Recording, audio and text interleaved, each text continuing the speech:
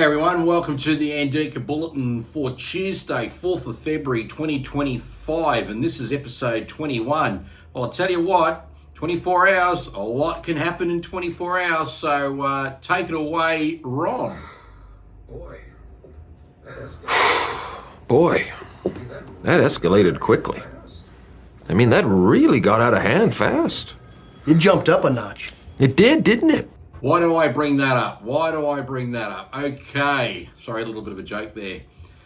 This is just unreal. So we know Trump a few days ago put a 25% tariff on Canada and Mexico and a 10% one on China. This is just amazing. Since then, both Canada and Mexico have literally bent the knee and completely and utterly agreed to try and stamp out the fentanyl issue. They've both committed to put around 10,000 troops on their respective borders, and this is just unreal. So here we go.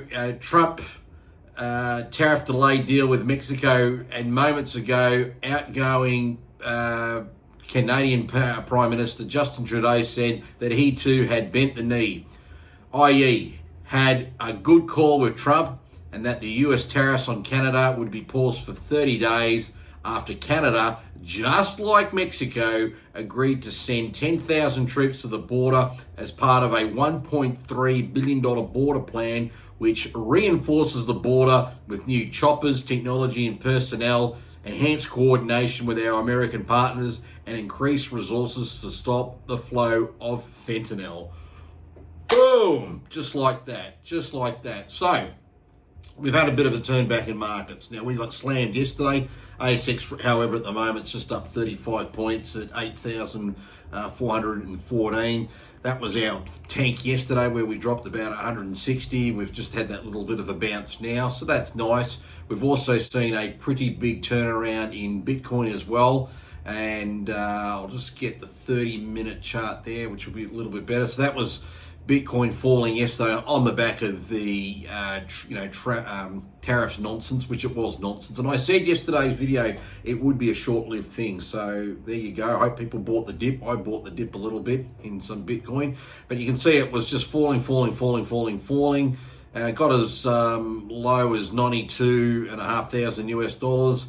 And then bingo, she rallied on the back of those two leaders, Mexico first, then Canada, both going, no, please don't do this to us. We will obey.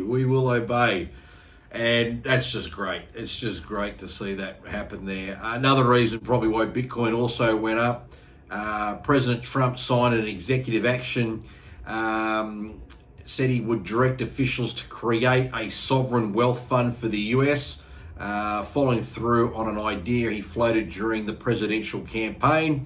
Quoting, "We have tremendous potential," Trump told reporters in the Oval Office on Monday as he announced the move.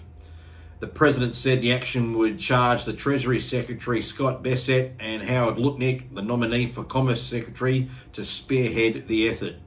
Bessent, who joined Trump at the Oval Office, said the fund would be created in the next 12 months, calling it an issue of great strategic importance.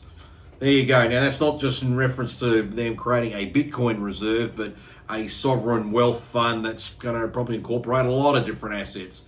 So obviously over time, we'll need to see what that means. But again, it's part of that, momentum within that particular sector that's pushing this. So very, very, very, very inspiring. Lastly, I want to just quickly reiterate Sigma Health, just to go through that again. I've been a bit of a broken record. I mean, the idea of coming in watching the bulletins is also to get some ideas for some trades and stuff. Keeping in mind, Sigma's listed on the ASX. They have now had court approval with their scheme of arrangement to do the merger with Chemist Warehouse. There's the notice there that was issued yesterday. They've now sent the follow-up notice to ASIC, as it mentions in the article here, on Tuesday, because today's Tuesday. So that's all now unfolding. And if those who are unfamiliar, Chemist Warehouse, when it's fully merged in, Sigma will own 14 0.25%. I'll just highlight that so it's just a little bit bigger there. That's the percentage that they will own, as you can see there.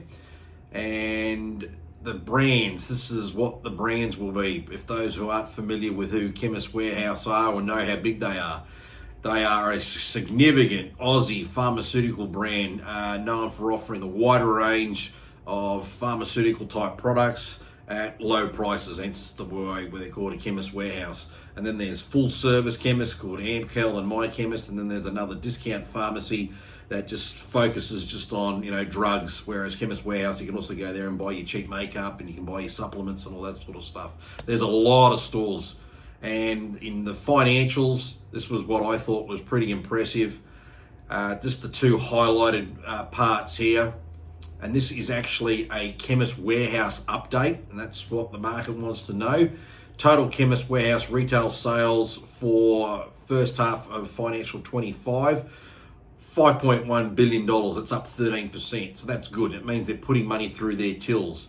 And then on the like-for-like Chemist Warehouse store growth, coming down for the financial measures as well, just below that, you can see here the EBIT. That's the earnings before interest and tax.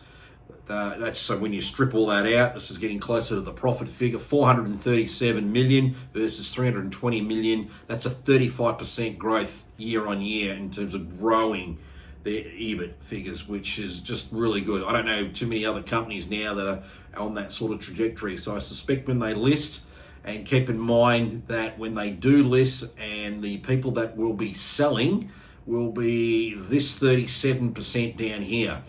Now, obviously, the 14.25% are existing shareholders in Sigma, so they can turn around and sell their shares too. This cohort in here, which is basically the founders, those three people there, they're in escrow, they can't sell, but other warehouse shareholders, because there's a lot that are in there that are basically like in a franchise, they will have the right to sell if they wish.